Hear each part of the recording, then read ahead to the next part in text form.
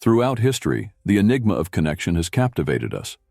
Why do certain souls resonate with ours? What unseen currents draw us together, forging bonds that can shape our very being? Poets, artists, and scientists have all offered their perspectives, but today we delve into this profound mystery through the unique lens of Carl Jung, one of the 20th century's most insightful explorers of the human psyche. Jung didn't view love as a mere fleeting emotion or a biological imperative. For him, love was a mirror reflecting our inner landscape, a glimpse into the parts of ourselves we may not consciously recognize, yet deeply yearn to embrace. According to Jung, the reasons behind our attractions are rooted in the intricate workings of our unconscious minds. But before we uncover these reasons, it's crucial to understand this. Love isn't random. It's not a cosmic roll of the dice. There's a profound, often unconscious pattern that governs our choices, steering us toward certain individuals and away from others. This pattern lies buried deep within our psyche. Carl Jung introduced us to the fascinating concept of projection. Imagine meeting someone and feeling an instant, inexplicable pull. What's truly happening, Jung suggested, is that we're projecting aspects of our own unconscious onto that person. We fall in love, in essence, with something that already exists within us, but which we haven't yet fully acknowledged. Think about it. Have you ever been drawn to someone who embodies qualities you admire but feel you lack? Perhaps someone brimming with confidence, possessing an inner strength you crave, or radiating a freedom you long for. This isn't a coincidence. Jung would argue that what truly attracts you is a repressed part of yourself, desperately seeking recognition. This brings us to the first key reason why someone might fall in love with you. You represent something they don't possess, but deeply need. You embody a quality that resonates with their own unfulfilled potential. Ever heard the saying, opposites attract? While it might sound like a simple cliché, there's a profound psychological truth to it. Jung believed that every individual carries a hidden side, what he called the shadow. This shadow encompasses all the traits, desires, and aspects of ourselves that we repress, those we don't want to acknowledge. Yet, paradoxically, we often seek these very qualities in others. For instance, a highly rational person might find themselves intensely drawn to someone who is deeply emotional and spontaneous. An introverted individual might feel an irresistible pull towards someone extroverted and socially vibrant. In reality, the person embodies something the other has suppressed within themselves. It's as if our unconscious whispers, "There it is, the missing piece." But this is just the first layer of the mystery. There's a second, equally powerful reason, one that delves even deeper into Jungian theory, the concepts of anima and animus. According to Jung, within every man exists an inner image of the feminine, which he termed the anima, and within every woman resides an inner image of the masculine, the animus. These inner figures are shaped throughout our lives by our experiences, particularly in childhood. When we encounter someone who embodies these internal characteristics, we can experience an immediate and often irrational attraction. We fall in love, not because they are our soulmate in the fairy tale sense, but because they awaken something within us that already existed, a profound and often unrecognized part of ourselves. It's not about finding our other half, but rather recognizing a reflection of our own inner wholeness. Herein lies a fascinating irony of love. We often don't fall in love with someone for who they truly are, but for what they represent to our psyche. But this raises a crucial question. If we fall in love by projecting parts of ourselves onto another, what happens when reality clashes with the image we've created? This explains why many relationships that begin with fiery passion eventually lead to disappointment. As the initial glow of projection fades, we begin to see the person for who they truly are, flaws and all. We discover their fears, their vulnerabilities, and their imperfections. At this crossroads, we face a choice. Do we accept the real person with all that entails, or do we reject them and continue the search for someone who fits our idealized image? The challenge is that many individuals remain trapped in this cycle, moving from one relationship to another, perpetually seeking someone to fill a void, to complete their shadow, to perfectly align with the image they've constructed in their unconscious. Jung encourages us to take a different path. Instead of searching externally for what we lack, we must strive to integrate these missing pieces within ourselves. If you're a shy person drawn to extroverts, perhaps it's time to cultivate your own confidence. If you consistently fall for secure and independent individuals, ask yourself what aspects of your life make you feel dependent or insecure. Love, according to Jung, isn't about finding someone to complete us, but about discovering ourselves through our relationships. This leads us to a powerful conclusion. People fall in love with you for one of two primary reasons. Either you represent something they lack, something they deeply yearn for in their own lives, or you embody an internal image that already exists within them, resonating with their anima or animus. But ultimately, the real test of love isn't just the initial spark of attraction. It's maintaining that connection when the illusions begin to dissipate. The next time you wonder why someone fell in love with you, consider this. Are you a reflection of something missing in them, or a reminder of something already present within their soul? And perhaps more importantly, recognize that you too are drawn to others for these very same reasons. But love is far more than just the initial pull of attraction.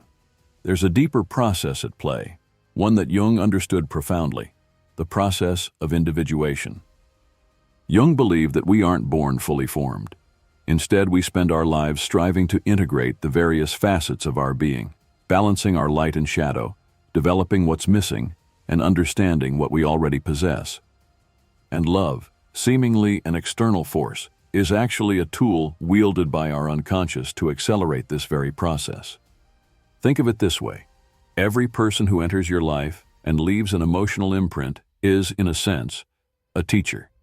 They reveal something about yourself that you might not have otherwise discovered.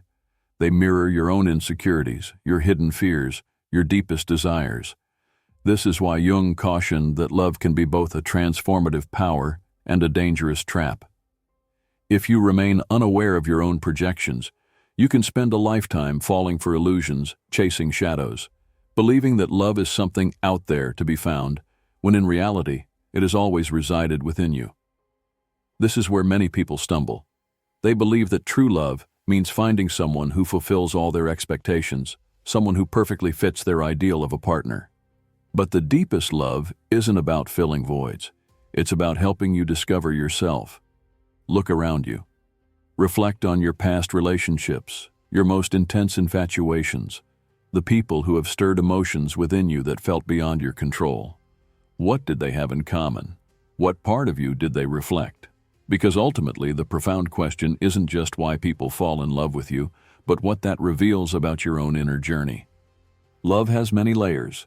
What we see on the surface, the attraction, the chemistry, the connection, is just a small fraction of what's truly happening on a psychological and emotional level. But if we want to understand why people fall in love with us and how our relationships truly function, we must delve deeper. Jung provided a fundamental key to understanding love from this more profound perspective, the integration of our own psyche. This means not only seeking in others what we lack, but consciously choosing individuals who will help us confront our own wounds. Yes, you heard that right. Falling in love isn't just about desire or compatibility. On a much deeper level, it's a mechanism that propels us toward growth. Why do some people seem to repeat the same patterns in their relationships? Why does someone who experienced abandonment in childhood often attract partners who eventually distance themselves? Why does someone with a fear of vulnerability fall for individuals who demand intense emotional connection? The answer lies in what Jung called the original wound. We all carry within us a psychological wound formed in our early years. This wound can manifest in various ways: the fear of rejection, the feeling of not being enough, the difficulty in trusting others. And while we may not always be consciously aware of it, this wound influences our romantic choices more than we might like to admit. If someone falls in love with you, it's possible that, on an unconscious level, you represent a crucial piece in their healing process. Perhaps your way of being reminds them of something from their childhood that their psyche is trying to resolve. Or maybe their attraction to you is linked to a need to confront a deep-seated fear or insecurity. But here's the crucial point. Just because someone falls in love with you for these reasons doesn't guarantee a smooth or even healthy relationship. In fact, many of the most intense and passionate relationships are also the ones that can cause the most pain, precisely because they touch upon these deep wounds. Jung stated that love is one of the most powerful paths to personal transformation. This means that when two people fall in love, they will inevitably confront their own shadows. This is why many relationships that begin with overwhelming intensity eventually descend into chaos and conflict. Because love doesn't just bring out the best in us, it also brings to the surface what we'd rather keep hidden. Perhaps you've experienced this. At the beginning of a relationship, everything feels perfect. You feel understood in a way you never have before. But over time, conflicts, tensions, and differences emerge that seem impossible to reconcile. This isn't a coincidence. It's love's way of compelling us to evolve. And this is where many people falter. They mistake love for comfort. They believe a relationship should always be easy and problem-free. But real love, the love Jung described, isn't simply about being with someone who makes us feel good. It's about being with someone who challenges us to become the best version of ourselves. That's why people fall in love with you, not just because they project onto you what they lack, but because, in some way, you are destined to help them see a part of themselves they need to work on. But this leads to an even more profound question. What happens when love isn't reciprocated? Here we encounter another aspect of love rarely explored in depth, the idea of the other as a reflection of our psychological destiny. For Jung, every person we interact with, especially those with whom we form deep bonds, serves a purpose in our evolution. It's not a coincidence that certain individuals enter our lives at specific moments. Sometimes they mirror who we are at that particular time. Other times, they offer a glimpse of who we have the potential to become. Imagine encountering someone whose confidence and security dazzle you. You might feel an immediate attraction, as if this person possesses something you desire. But Jung would suggest that this attraction isn't solely about the other person. It's because, deep down, they are showing you a version of yourself you haven't yet fully developed. The same holds true for those who challenge us, who bring out the worst in us, who push our buttons, or make us feel vulnerable. These relationships, though uncomfortable, are equally important. Jung called this the process of confronting the shadow. Our shadow contains everything we've repressed throughout our lives: hidden fears, desires, insecurities, aspects of our personality we've learned to conceal to be accepted by society. But when we fall in love, our shadows become activated. This means that love isn't just an act of connection with another human being, it's also a process of self-exploration. If a relationship evokes intense emotions, whether positive or negative, it's because it's touching upon aspects of your unconscious that need to be integrated. This is why some relationships transform us completely. After them, we are never quite the same, because what has truly changed isn't the other person, but what we've discovered about ourselves. But there's something even more intriguing in Jung's theory. The idea that the people who profoundly impact our lives don't appear randomly. He spoke of the concept of synchronicity, the idea that certain encounters aren't mere coincidences, but manifestations of a deeper order in the universe. Surely you've experienced something like this, meeting someone at the exact moment you needed them most, feeling an immediate connection with someone who seems to have been waiting on your path.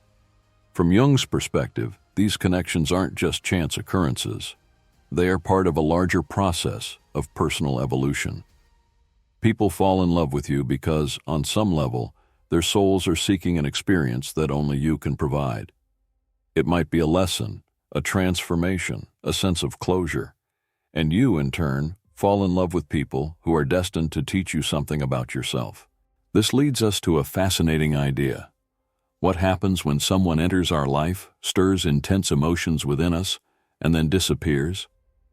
If you've ever experienced a fleeting yet unforgettable love, a deep connection that, for whatever reason, couldn't continue, then you've experienced synchronicity in its purest form. Jung would suggest that this person wasn't meant to stay, but rather to leave you with a message, something you needed to learn at that specific point in your life. And this is where many people suffer, because most of us desire love to be permanent, for relationships to last forever. But Jung would remind us that the true purpose of love isn't permanence, but growth.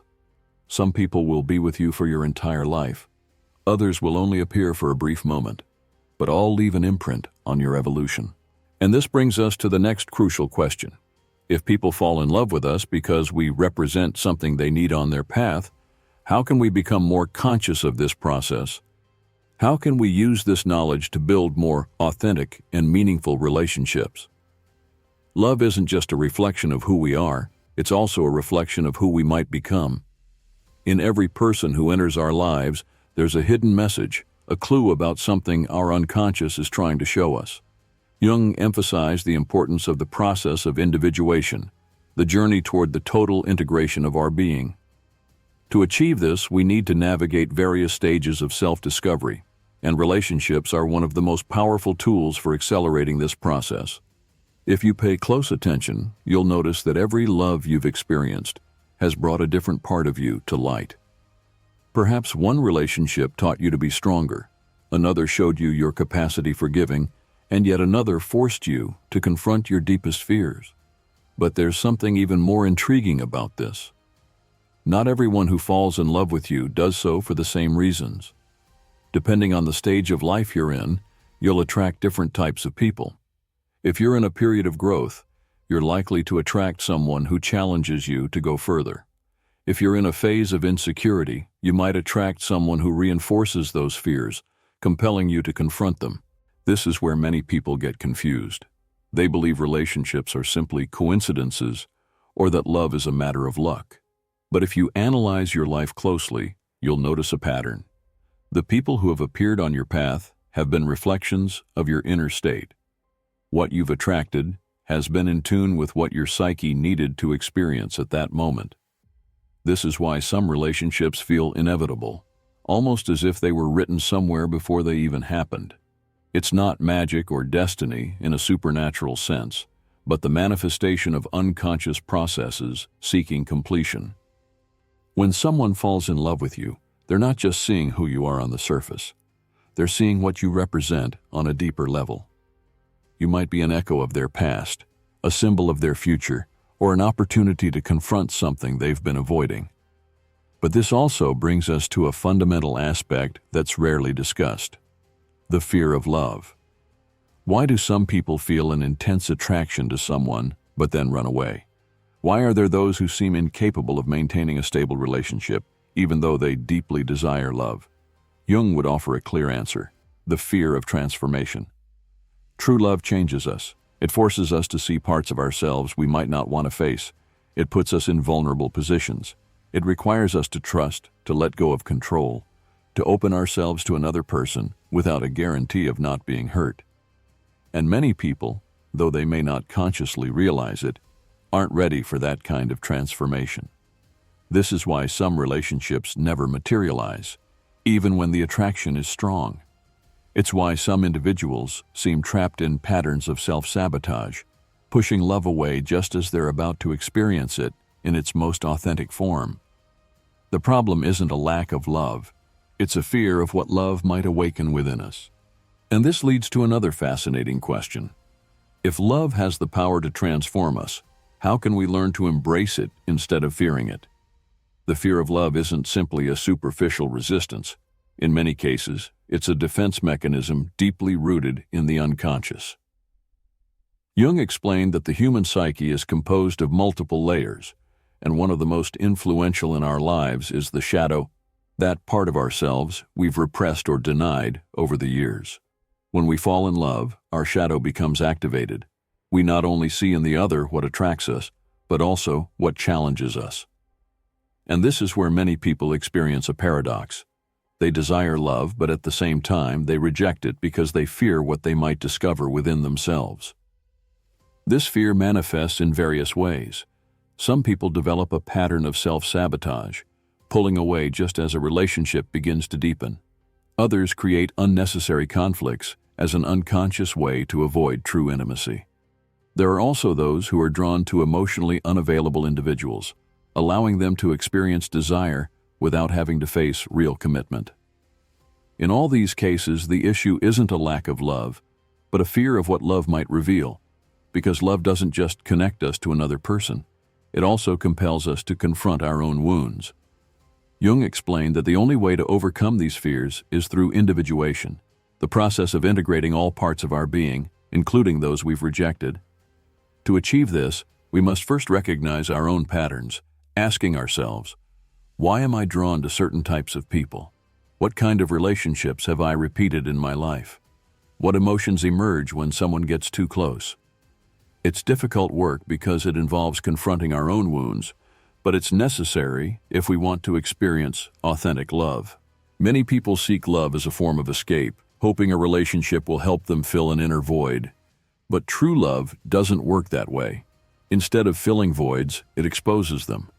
Instead of giving us immediate security, it challenges us to build it within ourselves. That's why people fall in love with us, not just for who we are on the surface, but for the energy we project. If we're in a state of fear, we'll attract people who reinforce that fear. If we're in a process of growth, we'll attract people who help us continue evolving. This explains why some relationships seem to be lessons disguised as love. Some people enter our lives not to stay, but to teach us something essential. Others, however, appear when we're ready for something deeper and more lasting. But here enters another key concept in Jungian theory: the integration of the anima and animus. The anima is the feminine aspect within a man, and the animus is the masculine aspect within a woman. According to Jung, every human being carries within them a combination of both energies, and the way we relate to others reflects the degree of integration of these energies within us. When a person hasn't integrated their anima or animus, they often project it onto others. That is, they seek in their partner what they haven't developed in themselves. A man who rejects his emotional side might be drawn to extremely sensitive and emotional women, while a woman who fears her own independence might be attracted to dominant and secure men. The problem arises when these projections create dependence. If a person places all their undeveloped qualities onto their partner, the relationship becomes a kind of transaction where each depends on the other to feel complete. But this type of love isn't authentic because it doesn't stem from integration, but from lack. That's why Jung emphasized the importance of self-knowledge in relationships. The more conscious we are of our own psyche, the less we project onto others, and the freer we become to love without fear or dependence. But this leads to another question. If love is a mirror of our psyche, how can we distinguish between a relationship based on projection and one based on authentic love? The difference lies in how the relationship makes us feel. A relationship based on projection generates anxiety, insecurity, and fear of loss. One based on authentic love fosters growth and a sense of fulfillment that doesn't depend solely on the other person, but on what we've developed within ourselves. Many people mistake intensity for love. They believe a relationship full of emotional highs and lows is more real than a stable and peaceful one. But intensity without depth is just an illusion. Jung would teach us that true love isn't a roller coaster of extreme emotions, but a space of mutual transformation where both individuals can evolve without fear. This leads us to a fundamental truth. Love isn't something we find in another person. It's something we discover within ourselves. And the more we know ourselves, the more capable we are of attracting relationships that reflect our inner state. Because love isn't just a feeling, it's a process of awakening. People fall in love with us not just for who we are, but for what we represent on their own journey of self-discovery. And we, in turn, fall in love with those who help us see parts of ourselves we haven't yet recognized. It's a game of mirrors, a labyrinth of projections and learnings, but at its core, love is nothing more than the path toward the total integration of our being. So there you have it, a glimpse into the profound wisdom of Carl Jung and his unique perspective on the mystery of love. It's a journey inward as much as it is outward, a dance between our conscious desires and the deep yearnings of our unconscious. Remember, the reasons why someone falls in love with you and why you are drawn to others are often far more complex than surface attraction. They are echoes of our own inner landscapes, reflections of what we seek to integrate within ourselves. The path of love, as Jung illuminates, is intertwined with our own personal journey of individuation. It challenges us, reveals our shadows, and ultimately pushes us towards a greater understanding of who we truly are. It's not always easy, and it's certainly not always what we expect. But within its complexities lies the potential for profound growth and self-discovery. We'd love to hear your thoughts on this. Have you ever experienced the kind of projections or attractions we discussed today? What aspects of Jung's philosophy resonate most with your own experiences in love? Share your insights and reflections in the comments below. If you found this exploration of Jungian psychology and the nature of love thought-provoking, be sure to like this video and subscribe to our channel for more deep dives into the fascinating world of philosophy and the human psyche. Hit that notification bell so you don't miss our next exploration. Thank you for joining us on this journey of understanding. Until next time, keep exploring the depths within, and may your connections be reflections of your own evolving and beautiful soul.